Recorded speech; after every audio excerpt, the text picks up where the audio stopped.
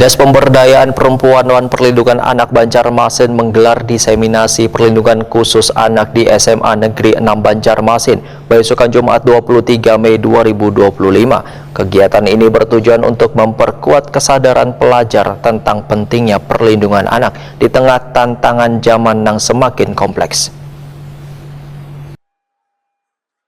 Dinas Pemberdayaan Perempuan dan Perlindungan Anak Banjarmasin menggelar diseminasi perlindungan khusus anak di SMA Negeri 6 Banjarmasin, besokan Jumat 23 Mei 2025. Kegiatan ini bertujuan memperkuat kesadaran pelajar tentang pentingnya perlindungan anak di tengah tantangan zaman yang semakin kompleks. Wali Kota Banjarmasin Muhammad Yamin dalam sambutannya menyatakan kegiatan ini adalah membangun kesadaran remaja dalam menghadapi berbagai risiko dan kekerasan verbal, fisik hingga digital. Peserta didik diajak untuk menjaga diri, saling menghormati, dan berani menolak segala bentuk kekerasan serta kenakalan remaja. Muhammad Yamin berharap peserta didik di Banjarmasin menjadi generasi yang kada hanya cerdas tetapi juga berkarakter kuat dan mampu menjadi agen perubahan. Ya jangan sampai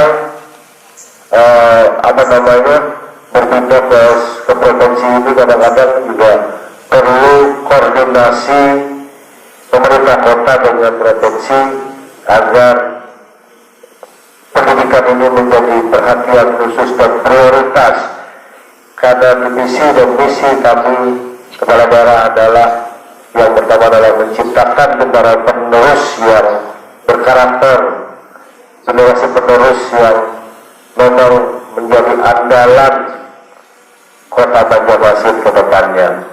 Kami juga berharap adik-adik sekalian yang hari ini masih belajar dan mengampu untuk pendidikan, mudah-mudahan bisa terus meningkatkan belajarnya, meningkatkan dalam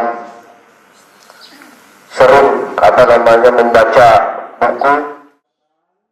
Sekretaris Dinas DP3A Banjarmasin, Dr. Dewi Atmi Susilastuti memadahkan melalui kegiatan diseminasi perlindungan khusus anak, siswa dapat menciptakan lingkungan sekolah yang aman, ramah, dan bebas dari kekerasan, dimulai dari perubahan sikap, tutur kata, dan cara bergaul sehari-hari. Perlindungan anak menjadi salah satu tugas yang diamanahkan oleh Bapak Wali kepada Dinas Pemberdayaan Perempuan dan Perlindungan Anak, di mana anak ini adalah aset yang berharga bagi bangsa, dan kita akan terus melakukan perlindungan dengan berbagai masalah yang saat ini dihadapi. Izin melaporkan kasus kekerasan terhadap anak pada tahun 2024 itu sebesar 181, sedangkan tahun 2025 sampai angka terakhir ini bulan Mei ini sudah ada 72 kasus, sehingga tren meningkat menjadi salah satu pendorong untuk kegiatan ini dilaksanakan.